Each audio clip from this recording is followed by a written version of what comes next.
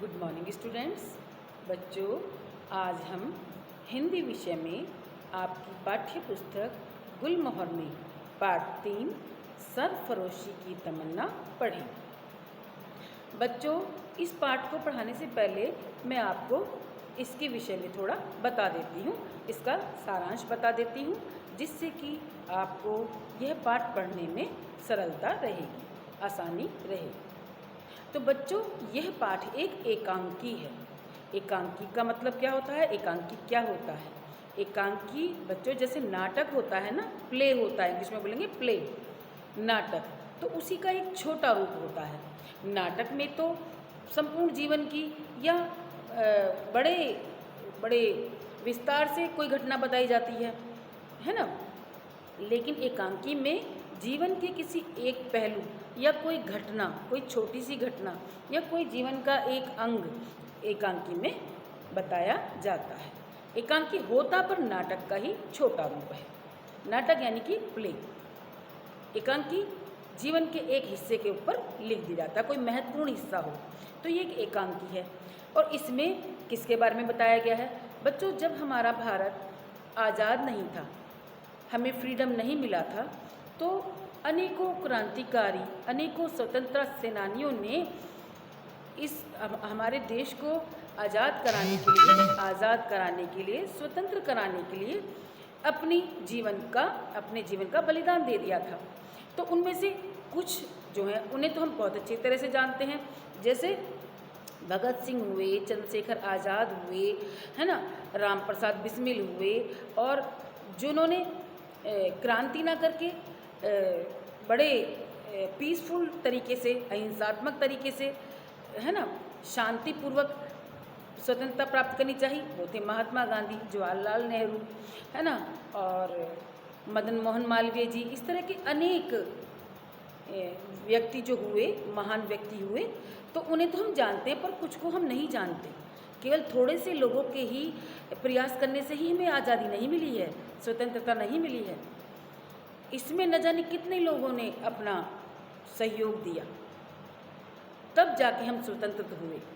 तो उन लोगों को हम नाम से नहीं जानते, पर ये जानते हैं बहुत लोगों ने अपना बलिदान दिया। तो उन्हीं में से एक थे कौन? राम प्रसाद बिस्मिल। राम प्रसाद बिस्मिल, है ना, चंद्रशेखर आज़ाद, भगत सिंह, राजगुरु, सुखदेव, उन्हीं के जैसे एक थे राम प्रसाद बिस्मिल। तो उन्हीं राम प्रसाद बिस्मिल के बारे में इस पाठ में बताया गया है। अब आप समझे होंगे ये पाठ जो है किससे संबंधित है? एक भारत के महान क्रांतिकारी, महान स्वतंत्रता सेनानी राम प्रसाद बिस्मिल। तो बच्चों, राम प्रसाद बिस्मिल ने एक नारा भी दिया था, एक स्लोगन भी दिया था। क्या दिया था पता है आपको? बताइए। नहीं पता तो हम बता देते हैं कि सरफरोशी की तमन्ना अब हमारे दिल में है, देखना है जोर कितना बाजुए कातिल में है। ये किसका था स्लोगन, नारा? राम प्रसाद बिस्मिल जी का। इन्होंने अपने भारत को माता मानते हुए, भारत माता को स्वतंत्र कराने के लिए अपने जीवन का भी बलिदान कर ही दिया। तो बच्चों, इस पाठ को पढ़ने से पहले हम पहले इसके कठिन शब्द देख लेते हैं। आइए ब्लैक बोर्ड पर देखिए। ये हमारा पाठ है सरफरोशी की तमन्ना। इसमें जेल का मतलब है कारागार, ठीक है। तमन्ना यानी कि कामना या इच्छा या आकांक्षा। कोई हम अच्छा करते हैं, कामना करते हैं, आकांक्षा करते हैं। यकायक मतलब अचानक कोई बात होनी। अटल यानी कि स्थिर। जश्न माने उत्सव। फर्क माने अंतर। फिर से एक बार देख लीजिए ध्यान से। ये देखिए, ये हमारे कठिन शब्द है जो हमारे पाठ के अंदर आएंगे। जब इनका हमें अर्थ, सरलता से अर्थ पता होगा, तो हम सरल अर्थ पता होगा, तो हम पाठ को बड़े आराम से, बड़ी सरलता से समझ लेंगे। आइए बच्चों, अब हम इसके थोड़े से और कठिन शब्द देख लेते हैं जो हमारे पाठ के बीच में आएंगे। देखिए, सरफरोशी यानी कि सिर काटना। बाजुए कातिल, मारने वाले की ताकत। कातिल माने मारने वाला, बाजुए उसकी बाजू में कितना दम है, मारने वाले की ताकत। अफसोस का अर्थ है दुख।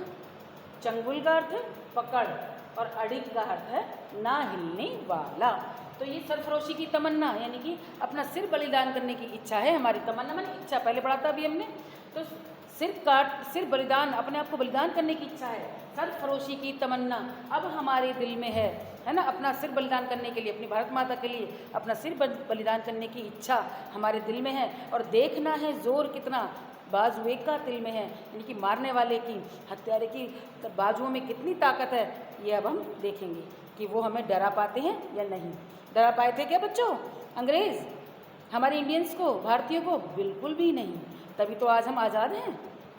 ओके बच्चों, आइए अब ये पाठ हम पुस्तक के माध्यम से पढ़ें।